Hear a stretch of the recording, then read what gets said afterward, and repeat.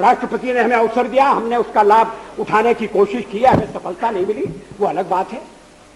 लेकिन हम फिर भी सदन में सबसे बड़े विरोधी दल के रूप में बैठेंगे और आपको हमारा सहयोग लेकर सदन चलाना पड़ेगा, इस बात को मत भूलिए। काऊ बेल्ट है, काऊ बेल्ट का समर्थन है। जो काऊ बेल्ट जिससे कहा जाता है उसको इस तरह से सदन में उल्लेखित करना, किस क्षेत्र की आप बात कर रहे हैं? हरियाणा में हम हरियाणा में जीते, हमने कर्नाटक में समर्थन प्राप्त किया है, और ये ठीक है कि केरल में और तमिलनाडु में हम उतने शक्तिशाली नहीं है, मगर हमारा संगठन है। पश्चिम बंगाल में भी हमें 10% से थोड़ा कम वोट मिला हुआ है। अगर आप वोट की बात करते हैं तो फिर 10% वोट की बात करिए। इस सदन में एक एक व्यक्ति की पार्टियां, एक एक व्यक्ति की पार्टी,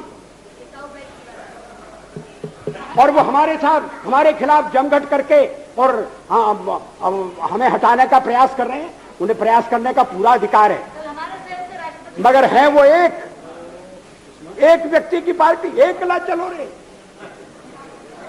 और चलो एकला अपने चुनाव क्षेत्र से और दिल्ली में आकर हो जाओ इकट्ठे रे। किस लिए इकट्ठे हो जाओ? देश के भले के लिए। स्वागत है, हम भी अपने ढंग से देश की सेवा कर रहे हैं,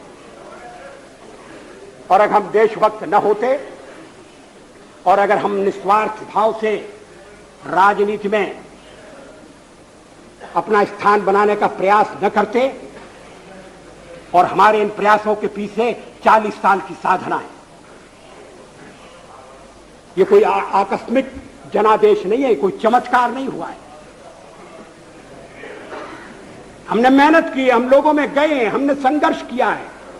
पार्टी 365 दिन चलने वाली पार्टी है, ये कोई चुनाव में कुकुर मुक्के की तरह से खड़ी होने वाली पार्टी नहीं है।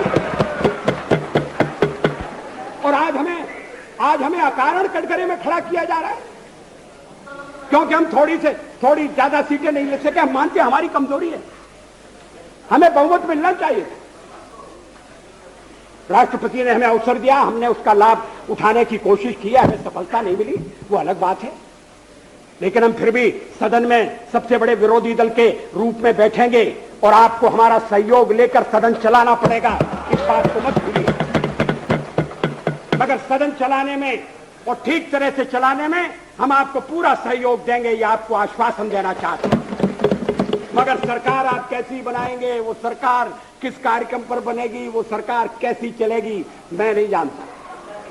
लेकिन जहां तक दलितों का सवाल है, शेड्यूल कास्ट के टोटल मेंबर्स हैं 77, और उनमें से 29 मेंबर्स बीजेपी के चुने गए।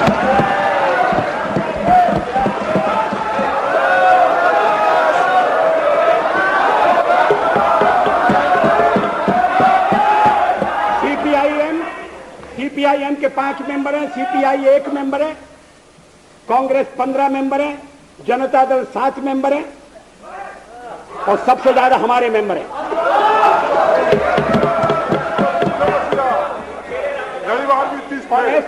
एसटीसी में भी, शेड्यूल ट्राइब्स में भी total number of seat is 41, BJP 11। हमारा जनाधार नहीं है, हमें लोगों का व्यापक समर्थन प्राप्त नहीं है। अगर आप हमें छोड़कर सत्ता बनाना चाहते हैं और आप समझते हैं कि वो सरकार टिकाऊ होगी, मुझे तो उसके टिकने के लक्षण नहीं दिखाई देते। वो पहले तो उसका जन्म लेना कठिन है, जन्म लेने के बाद जीवित रहना कठिन है, और ये सरकार अंतर विरोधों में घिरी हुई देश का कितना लाभ कर सकेगी, ये एक प्रश्नवाचक चिन्ह है। हर बात के लिए आपको कांग्रेस के पास दौड़ना पड़ेगा, और जब आप उन पर निर्भर हो जाएंगे, अभी तो मैं नहीं जानता, पहले चर्चा हुई थी, कुछ शर्तें लगाई जा रही, फिर चर्चा हुई कि कोऑर्डिनेट कोऑर्डिनेटिंग कमेटी बनाना पड़ेगी। फ्लोर पर भी हम लोग कोऑर्डिनेशन करते हैं, उसके बिना तो सदन नहीं चलता। आप सारा देश चलाना चाहते हैं, बड़ी अच्छी बात है, हमारी शुभकामनाएं आपके साथ हैं। हम अपने देश की सेवा के कार्य में जुटे रहेंगे। हम संख्या बल के सामने सर झुकाते हैं और आपको विश्वास दिलाते हैं कि जो कार्य हमने अपने हाथ में लिया है वो जब तक राष्ट्रीय उद्देश्य पूरा नहीं कर लेंगे तब तक विश्राम से नहीं बैठेंगे, तब तक आराम से नहीं बैठेंगे। अध्यक्ष महोदय, मैं अपना त्यागपत्र राष्ट्रपति महोदय